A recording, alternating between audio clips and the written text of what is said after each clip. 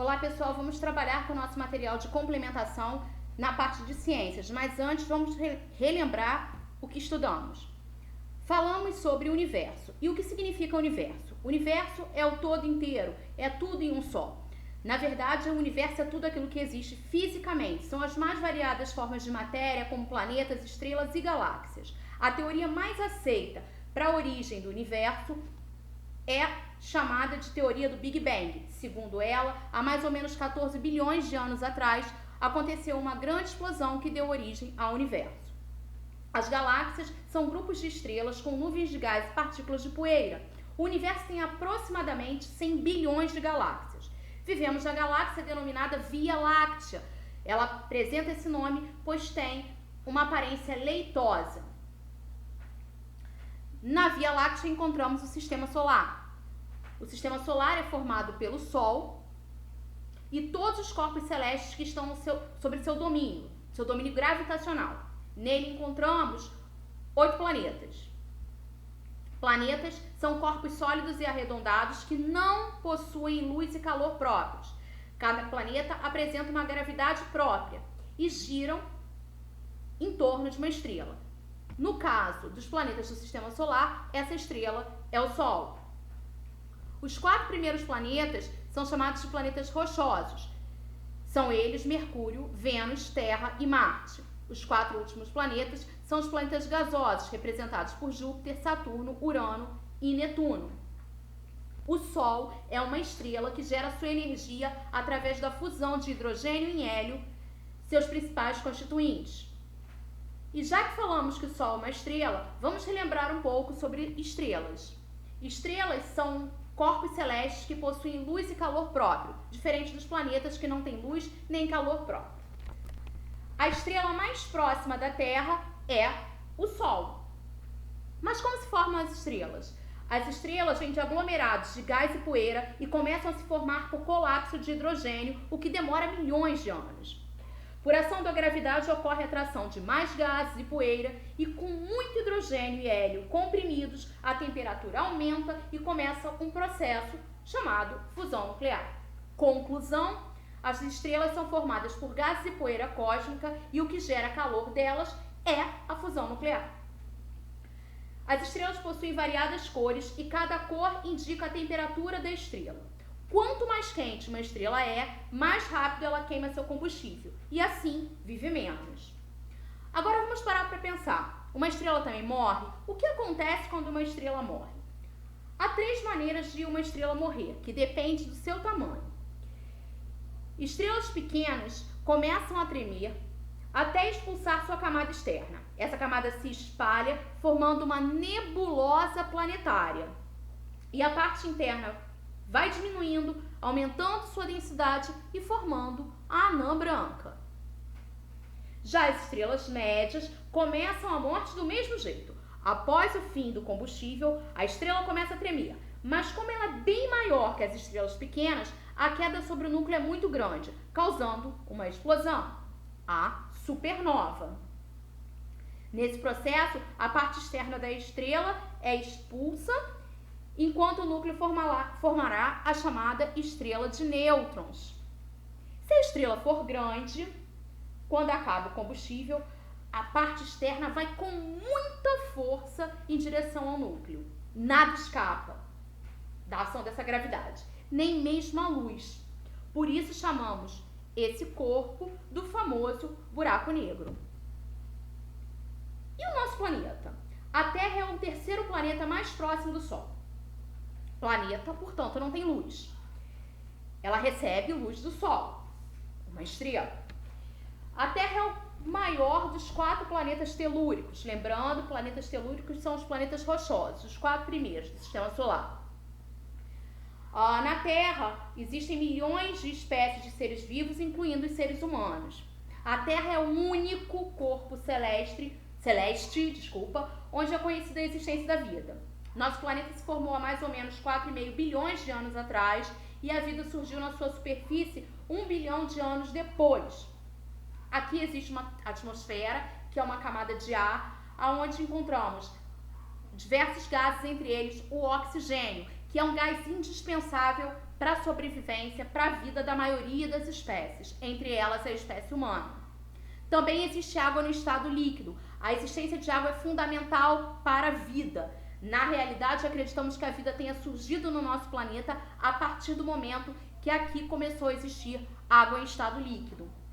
Uma outra condição indispensável que a Terra apresenta e que permite a condição da vida, a existência da vida no nosso planeta é a temperatura moderada. Isso porque a maioria dos seres vivos não está adaptada a sobreviver em temperaturas extremas. Nosso planeta realiza dois movimentos, a rotação e a translação. A rotação é um movimento que a Terra realiza em torno de si mesma. Observa aqui na animação. Ela circula ao redor do seu eixo imaginário durante um período de aproximadamente 24 horas. A principal consequência desse movimento é a sucessão dos dias e das noites. Já a translação é um movimento elíptico que a Terra vai realizar ao redor do Sol, com a duração de 365 dias, 5 horas e 48 minutos. Quando a Terra termina uma volta completa em relação ao Sol, dizemos que se passou um ano. A principal consequência desse movimento é a origem das estações do ano, que ocorrem pelo fato do eixo do planeta apresentar uma inclinação, ocasionando a sucessão dos solstícios e dos equinócios. O movimento de translação também é chamado de revolução. Vamos à proposta do nosso material. Ele pede para vocês fazerem uma leitura. Então, vamos a ela. Viagens Maravilhosas do Dr. Alfa ao Mundo das Estrelas, capítulo 3, da Terra à Lua. Continuação. Na tarde de 4 de maio, a nave Meteoro estava pronta para o voo que me levaria ao mundo desconhecido.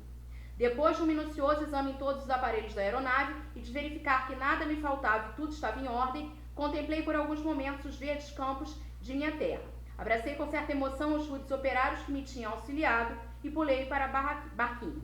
Já era quase noite.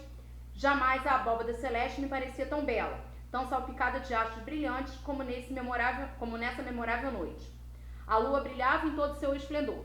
Bem, pensei comigo mesmo, olhando os satélites da Terra, serás a minha primeira estação.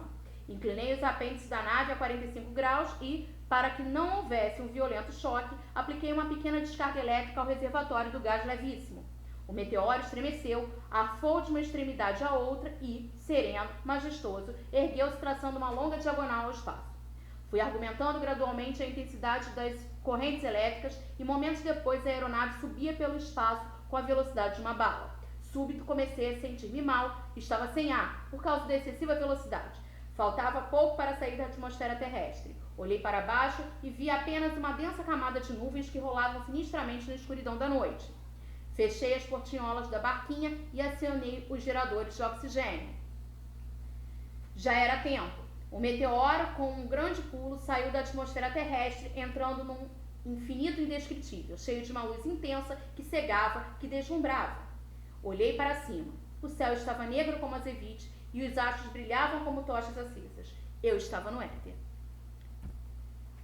Aí temos as nossas propostas de atividade. A atividade número 1 pede para que vocês leiam a linha do tempo e elaborem um texto com algumas informações sobre o tema A Grande Aventura Espacial Humana.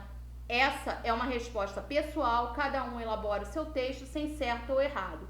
Lembre-se apenas de observar as imagens, porque elas servirão de guia para o seu texto, para a produção do seu texto.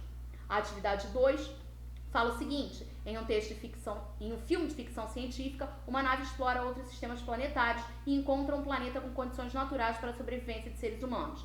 Quais seriam os componentes naturais existentes nesse planeta que garantiriam a vida dos humanos? Ora, falamos disso há pouco tempo atrás. Oxigênio, água e temperatura são essenciais, né? Então, o oxigênio é indispensável para a respiração da maioria dos seres vivos. A água é um elemento essencial para a existência da maioria das reações químicas no interior do nosso corpo. E a temperatura, ela é importantíssima, pois o nosso organismo não tolera temperaturas extremas, temperaturas severas.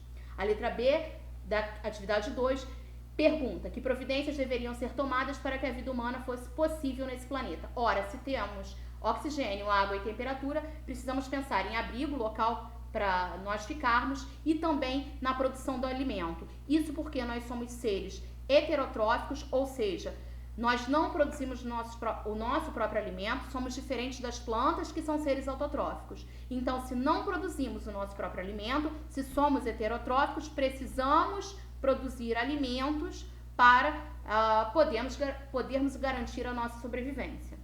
Atividade 3 pede para vocês imaginarem que você é um ser de outro planeta e que estivesse na Terra com a missão de investigar os habitantes desse planeta. Quais seriam os recursos naturais necessários para a manutenção da vida dos habitantes desse planeta? Novamente, a atmosfera com oxigênio e gás carbônico, além da água, aparecem como nossas respostas. A questão número 4 fala: os tripulantes da Estação Espacial Internacional saem dela para fazer reparo nas células de captação de energia solar, geradores de energia elétrica da estação, e mantém-se flutuando em órbita em torno da Terra. Responda: qual a importância da conquista espacial para a humanidade? Os avanços tecnológicos precisam aparecer na sua resposta. Então, a produção de alimentos desidratados, as roupas especiais, as pesquisas, enfim, tudo que signifique avanço tecnológico e que foi colocado por você na sua resposta está correto. A atividade número 5 é uma atividade de pesquisa na internet. Ela pede para vocês falarem dos solstícios e equinócios. Nós não vamos responder aqui porque essa resposta aparece no gabarito do nosso material, mas é importante que nós lembremos o que são solstício e equinócio. Eles são fenômenos astronômicos que marcam o início das estações do ano e estão relacionados à posição do Sol e à inclinação da Terra. Em virtude do eixo de rotação da Terra e a sua posição em relação ao Sol, a incidência da luz sobre os hemisférios é diferente. Esses fenômenos astronômicos representam, então, o movimento aparente do Sol, e ambos ocorrem 2 vezes por ano em cada hemisfério. Em cada hemisfério, os fenômenos astronômicos solstício e equinócio ocorrem em datas diferentes e marcam esse início das estações do ano.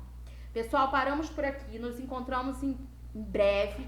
Fiquem bem, fiquem em casa, até a próxima.